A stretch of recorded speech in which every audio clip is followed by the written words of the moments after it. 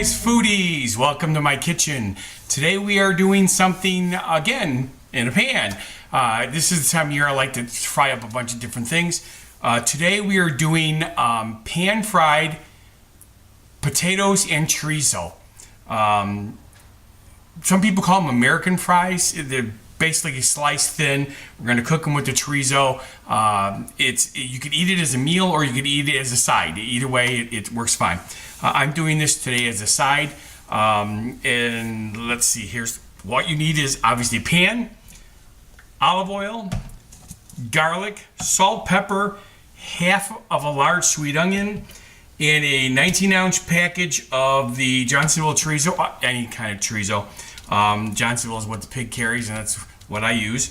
What we're going to do right off the bat is we're going to pour a little bit of oil on the bottom of the pan. You want a complete cover, not thick, just make sure it's a good cover, because you don't want anything to stick, even if it's a non-stick pan. You know, a lot of these companies are saying the copper ones, you don't need oil. Baloney. I've been watching it, and if you don't use oil, by the fourth or fifth time you're doing it, you're burning everything. So the first thing you do is pour the oil in there. Then you drop your garlic. Now, you know me, I like to use the wet garlic in the squeeze bottle. You can put fresh garlic in there if you want. There's no problem there. Then you take your chorizo. Open up your package. I think they double wrap this because this is not opening smoothly. There we go. Now, they look like bratwurst. They are not. Chorizo is a Mexican spicy sausage. It's made with, I believe, red peppers inside of it. You can smell the spice as soon as you open up the package. Most people take the skin off. If you remember from one of my other episodes, I like the skin on. I like that little bite that the skin gives you. So your choice. Peel them. It's not hard to peel. But peel them or not. I'm choosing not to. And again, slice them into small pieces.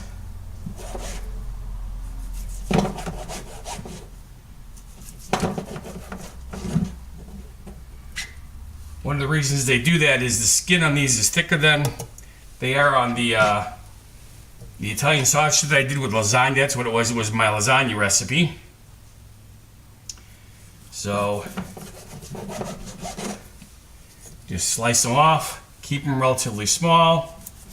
Put them in the pan. Don't turn the pan on yet. You want all the sausage in there before you start. Because what you're going to want to do is you're going to want to mix the garlic and the sausage together while it's cooking. The oil from the sausage as it's cooking will make the garlic absorb some of the flavor, and the garlic, of course, will absorb into the meat.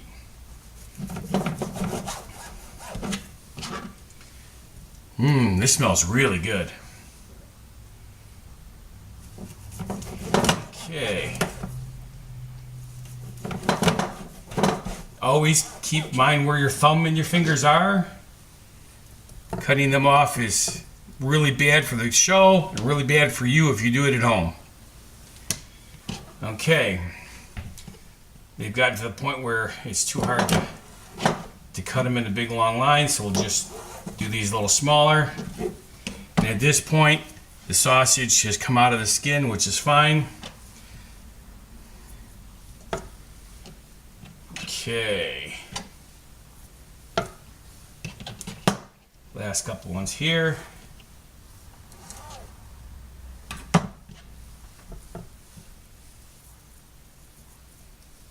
And this one here, we're just going to squeeze out of the skin. All right. See how easy this is?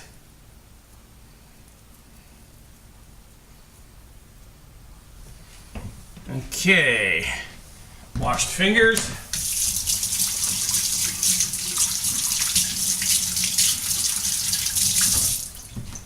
And start the pan up, medium high. This time we're going to bring the temperature down quicker. Once this gets cooked, you put your lid on here and you start prepping the potatoes. You're gonna need roughly 1.5 pounds of small potatoes, either Redskins or Gold. I have the Yukon Gold today. I've already washed them. That's why they're in the strainer here. Throw a bunch of them in your, if you have a food processor, this makes things really awesome. If you don't, you could slice them by hand. Remember, watch your knuckles. The reason I bought this is I got tired of taking my knuckles off. It is not a pleasant experience. So I have a Cuisinart machine here. This works out so good. Put half your potatoes in here. Then drop your onion in. Then put the rest of the potatoes in on top of that.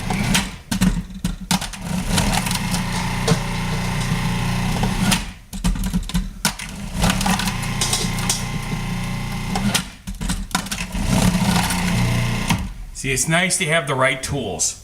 All right, take this apart, that way it's ready to go when we're ready for it.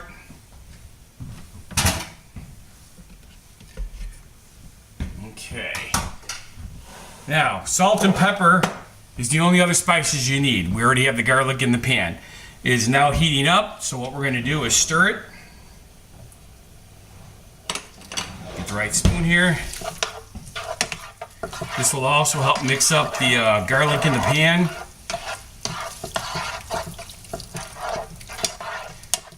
Now the trick to this particular dish is you want the sausage to be completely cooked, just like when we did the lasagna. You make sure the sausage is cooked. Get this out of the way. Okay. I noticed that in the last show that I did, the pig wasn't shown because of the angle of the camera. I've got it over here. Hopefully that'll show. If not, remember Piggly Wiggly.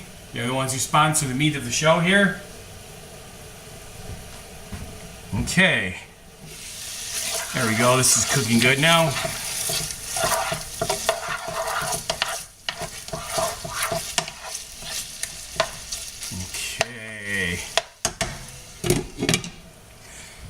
Now, the cool thing about this is once you get the sausage done and you start putting your potatoes and your seasoning in there,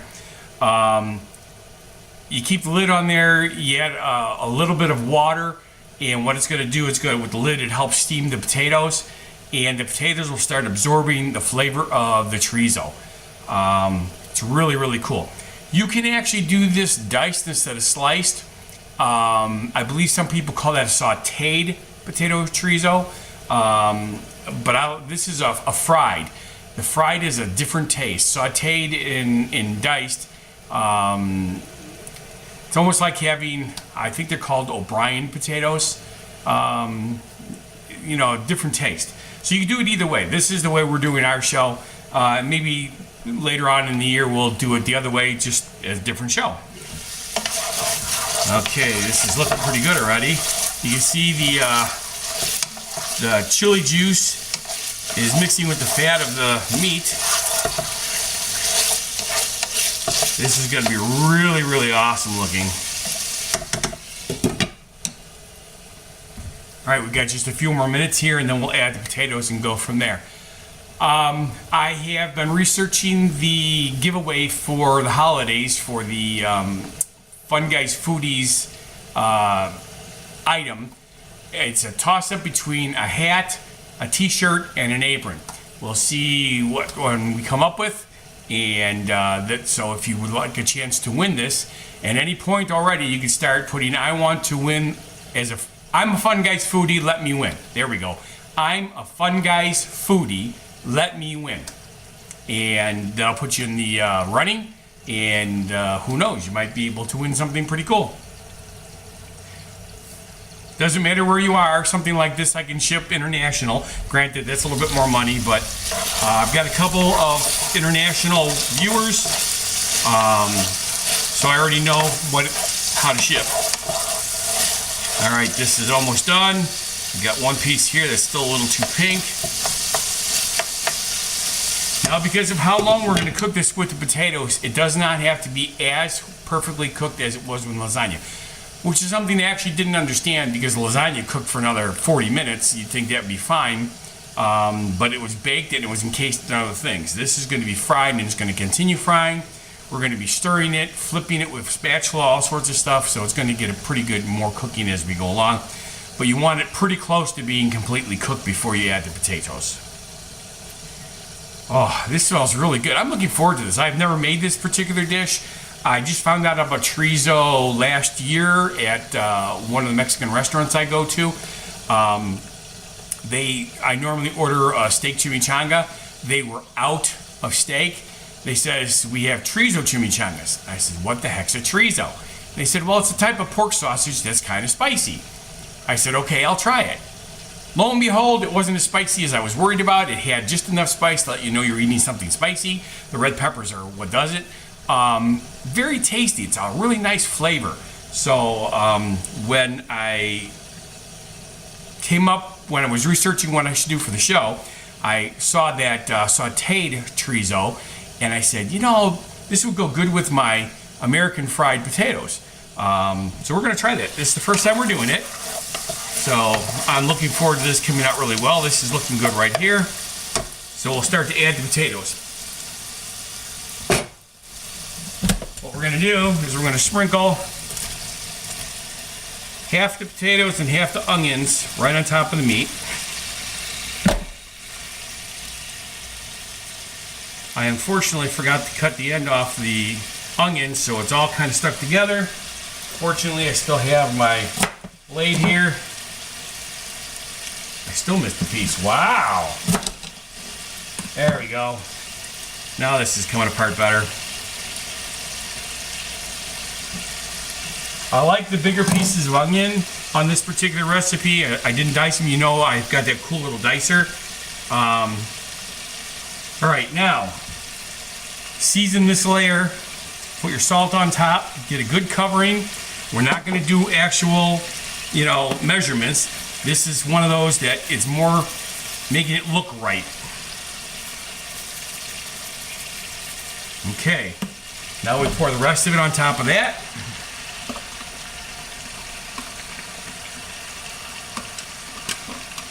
And we'll do the same thing. We'll spread it out a little bit, and we'll sprinkle our salt and pepper on top. Then we'll put the cover back on the pan.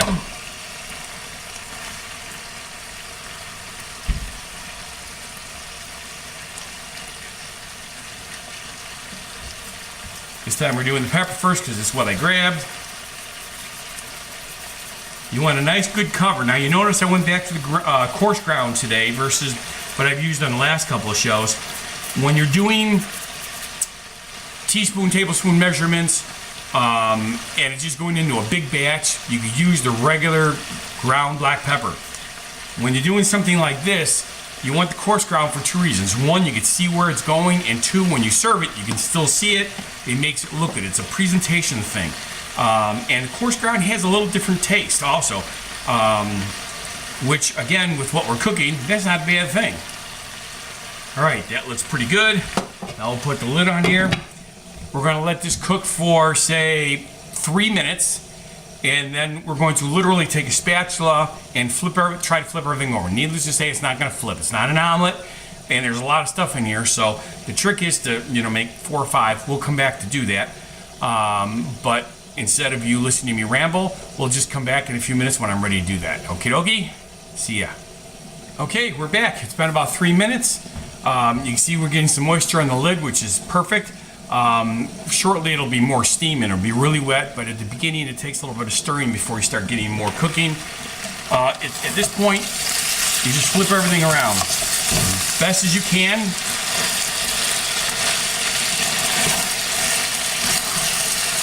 This is how we're starting to mix everything up so that the flavors get combined a little bit better.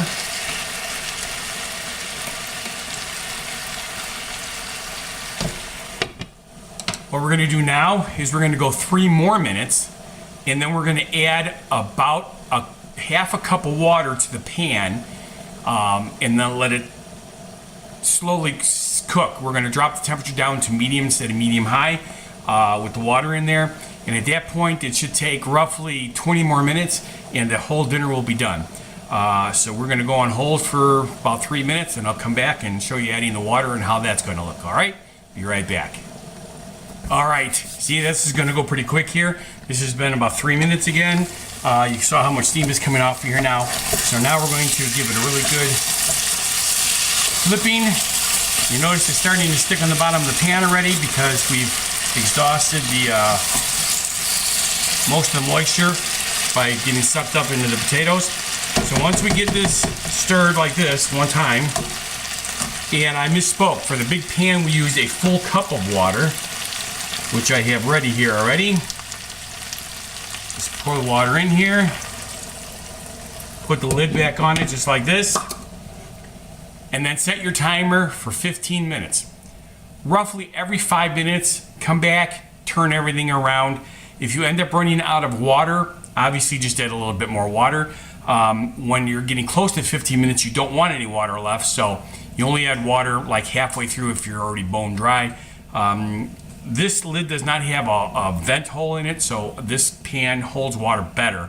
My other pan has a hole in it, and I noticed that if I don't add water, everything burns. So remember, bring your temperature down to medium at this point. Let the water do its job on the potatoes, let everything soak in. The flavor should be fantastic. This is a first for me, but I'm looking forward to this being really, really good. So when I'm not going to show you the turnings and stuff like that, I'll show you when we get to the end of the cooking time. All right. So be back in just a few minutes, or a few moments for you, a few minutes for me. Okay, Fun Guys Foodies, we're down to this ending part here. I went 15 minutes and I checked it needed 5 more minutes, so we're pretty much right at that point. I did have to add another half a cup of water, but you look at this. See, this is what it's supposed to look like. Now at this point, what you want to do is you want to put half of a stick of butter right on the top here. Right dead smack in the middle. Cover it up. Let this completely melt down. Then we're going to flip everything one more time, shut it off and let it sit for 2 minutes. At that point it will be done and ready to serve. So once again, put your half a stick of butter on the top while it's still cooking at medium. Once it completely melts, we'll just wait. We're going to do this. It's melting here pretty good here. We're going to stir it all up so it gets in there pretty good. Then we're going to turn off the heat, but keep it on the grate so that it stays warm or hot, because it will cook a little bit more. And then we're done. So let's see what this looks like here. Look at that, it's almost completely melted already. Now, every time we take the lid off, you lose a little bit of heat, so it's going to slow this down. I should have left it, but since we're trying to show from the upper camera what it looks like, you can see this is just about perfect right as it is. So remember, we'll go a little bit longer, but we'll do our tail here. Pass this on to your friends. Pass it on to your enemies. That doesn't matter. Just pass this on. We need more sharing. I've got a little over 200 subscribers, but we need 1,000. It takes a lot to get 1,000. You younger people are used to doing it, so just pass it on, especially if you find any of this thing funny. And then, of course, if we get enough people, we'll start doing a lot more cool things. And, of course, then I can afford to actually buy new equipment or, maybe even do an actual studio job. All right, there we go. It's all melted really good now. We're going to turn everything one last time. You can see the consistency is done. The potatoes are done. Everything is where it should be. We're going to turn the heat off. Put the lid on it. We're going to let this sit for 2 minutes, and it's ready to serve. It's that simple. Hope you enjoyed the show. Well, thank you for coming to my kitchen. I'm Funguy The Entertainer, cooking for you.